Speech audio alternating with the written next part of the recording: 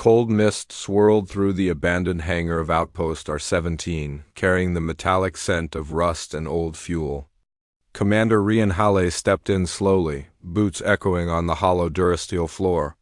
His shift wasn't supposed to include patrol duty, but the station alarms had caught something, a life sign. Faint, small, and alone. He tightened the grip on his flashlight. Probably a malfunction, he told himself. But the outpost was notorious for strange readings ever since the war. The beam swept across broken crates. Scattered tools. Collapsed scaffolding, then it froze. A small figure sat curled behind a cargo pod, trembling violently.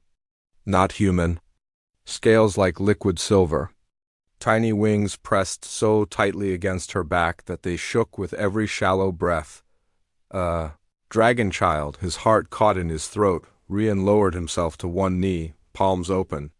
"Hey, I'm not here to hurt you." The child flinched, eyes glowing faint gold in the darkness. Pupils slitted. A low whimper escaped her throat as she tried to crawl farther back, but her legs buckled beneath her. "Please," she whispered. "Don't take me to the soldiers." Rian blinked. Dragonkin didn't fear humans, not normally. Not unless he moved slowly, offering his coat. "I'm not one of those soldiers." "You're freezing." The moment the coat touched her shoulders, she curled into it, clutching the warmth like it was life itself. Up close, he realized how bad her condition was. Wing membranes dull, scales cracked from dehydration, breathing shallow and thin. "What's your name?" he asked softly. "Lyraya." Her voice broke. Mama's dying." Rian's gut tightened. "Where is she?" Lyraya pointed with a trembling claw toward the hangar's far doors, the massive ones that opened out to the barren ice plains. She collapsed outside. "I came here to find a human. Mama said humans keep their promises. Mama said humans help children." Rian swallowed hard.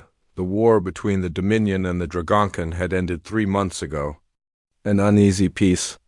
Skirmishes still occurred.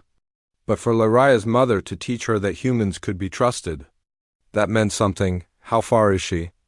Rian asked. "Close. But she can't move. She used all her fire to keep me warm."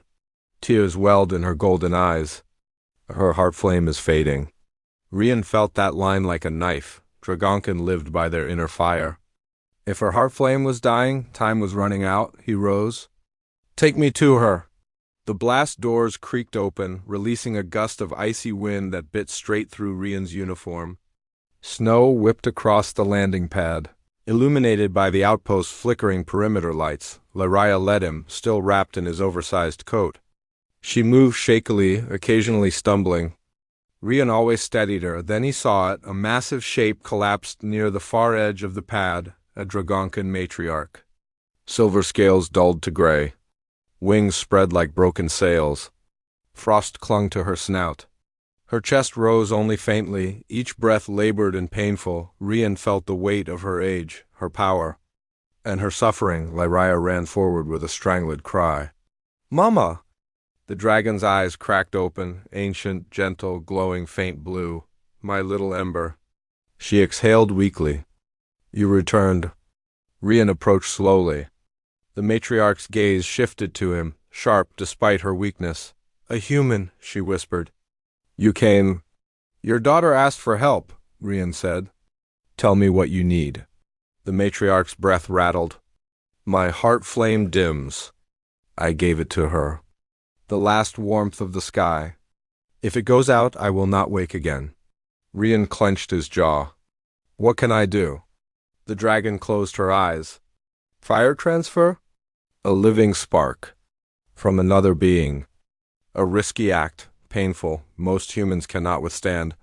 I'll do it." Lyraya stared at him, stunned. "You could die," she whispered. "Your heart is not made for fire." Rian knelt. "Kid, my species survived wars, planets freezing, suns collapsing. We're stubborn.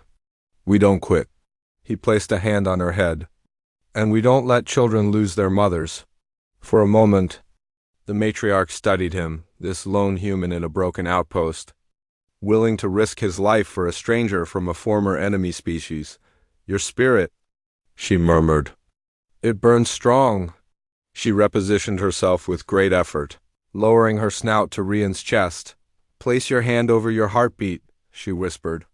Offer it willingly. Rian did. The dragon's claws touched the ground, forming a sigil in the snow. Light flared, blue, white, then molten gold. Heat surged through the air as she drew the flame from her daughter's coat.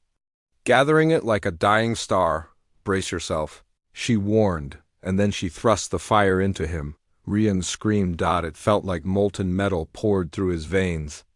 His vision blurred. His heart hammered violently, too fast, too hot.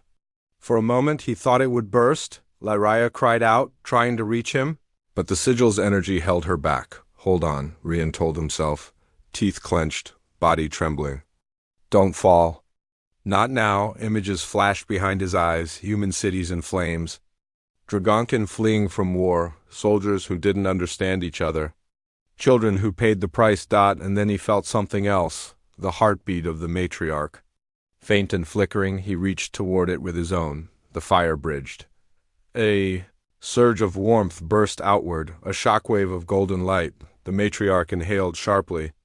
Her chest glowed. The frost melted from her scales. Rian collapsed to his knees, gasping. His skin burned. His heartbeat thudded like war drums. But he was alive. Lyria ran to him first, helping him sit up. Are you okay? Did it hurt? Rian forced a laugh. Only felt like being hit by a small sun. I'll be fine. The matriarch rose, stronger now, towering above them, wings casting a long shadow over the pad.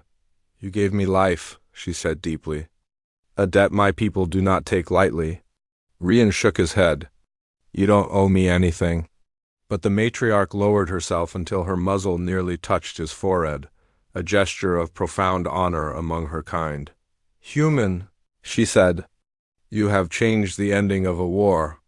Lyria hugged her mother tightly. Tears, warm, luminous tears, fell down her cheeks. Rian watched them with a quiet smile. A family saved. A future rewritten. For the first time in months, the outpost didn't feel abandoned.